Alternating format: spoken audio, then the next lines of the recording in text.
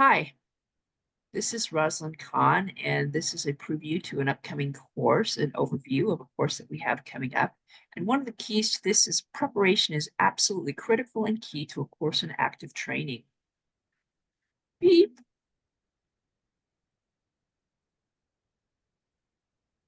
What we'll cover is the demographics and locations, the mental health, the abuse, the behavioral sides, the motivations, the weapons, the response struggles, and the prevention. Beep.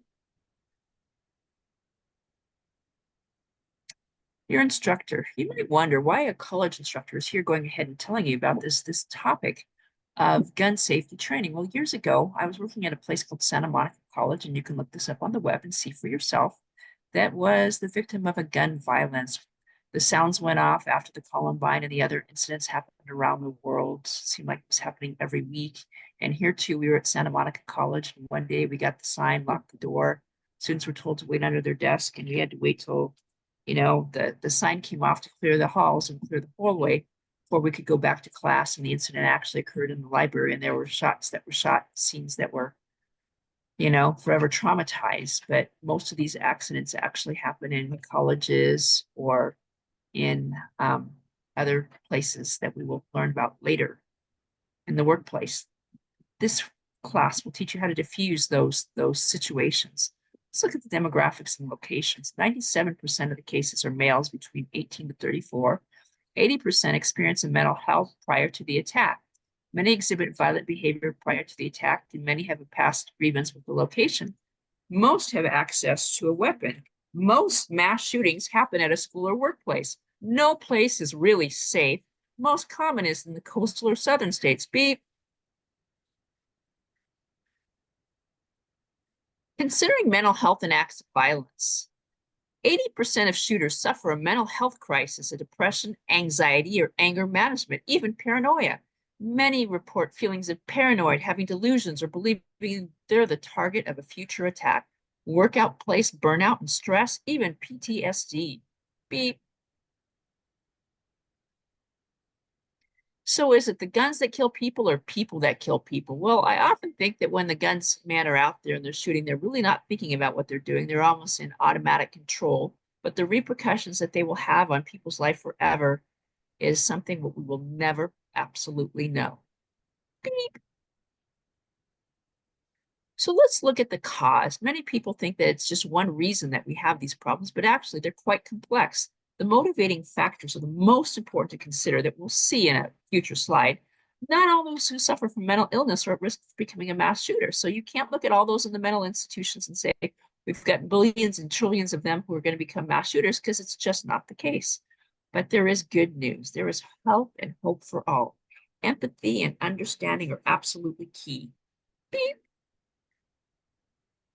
There are certain behaviors and factor signs that we can watch for. Shooters often exhibit concerning behavior to those around them. You can kind of see they're twiggling, they're moving, they're fidgeting, their eyes are going backwards and forwards. They can't quite stand still. Their hands are moving all around them, and you know something is off, but you can't quite figure out what it is.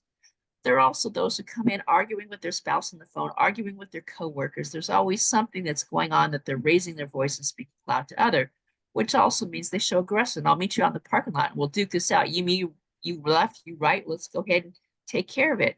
And they do this with their aggression and violence. They're the ones who make threats. If you keep bothering me, I'm going to go ahead and take you down. We're going to blow up this whole absolute place into smithereens.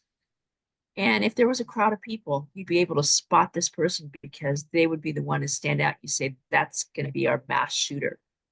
Beep. So when we look at the numbers of them, it's actually 4 to 5 show signs of behavior that can be reported by those close to them. And you don't want to wait until it's absolutely too late, because there are things that each of us can all do. Beep.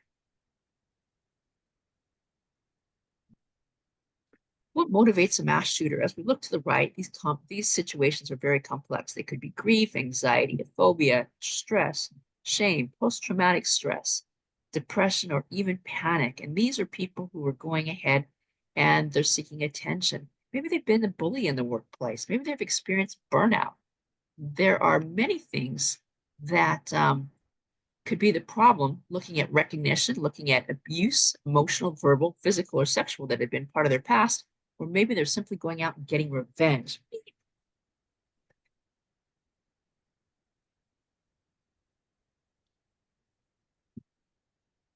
So let's look at a paragraph that gives us an overview of what we're talking about. Understanding active shooter scenarios. Back in 2023, the FBI designated 48 shootings as an active shooter incident. An active shooter is defined as one or more individuals actively engaged in killing or attempting to kill people in a populated area. These incidents are characterized by unpredictability, rapid evolution, and indiscriminate targeting of victims. Typically, active shooters use firearms and a lack of specific pattern or method in their victim selection. They're usually not hate motivated. Shooters often wish to make their grievance known. Beep. The warning signs. I promised you previously I'd tell you there was warning signs, and here is the information you needed to know. Helping those who need help. You need to report any warning signs or threats of violence. They're out there. And typically, most people will say, not my problem. I don't need to worry about it. Yes, you do. You want to go ahead and report those to the powers that be so they can get the help that they need, whether they be mental health issues, getting the help they need through medication or counseling, or even reporting physical, emotional, and sexual abuse and use. They might rear their horrible head and take it out on the people they love and the people they know in the workplace. So you want to help those who've been the victims of abuse and bullying to get out of that space and give them the help that they need. Beep. So there are certain things in the response strategies. You want to have all the employees know what the exits are and have an evacuation plan, just as you train people for, how to work in the workplace. You want to let them know that there are certain places that we can go and exit out of the workplace and what the plan is and who goes who where and who's the chief, who's the captain, who's the sergeant, who lets them know it's all clear. That's all part of the evacuation plan, not a book that's stashed away in the closet, but something that's put at and looked at on a regular basis. There are three strategies called run, hide, and fight. Run to safety, hide in a safe place, and last case, go ahead and fight back. But we also must have a communication plan. Who's the one in charge? Who's calling the orders? Who's following up? Who's the one who's going to be there when all things fall apart? And that's what's in the communication plan. Beep.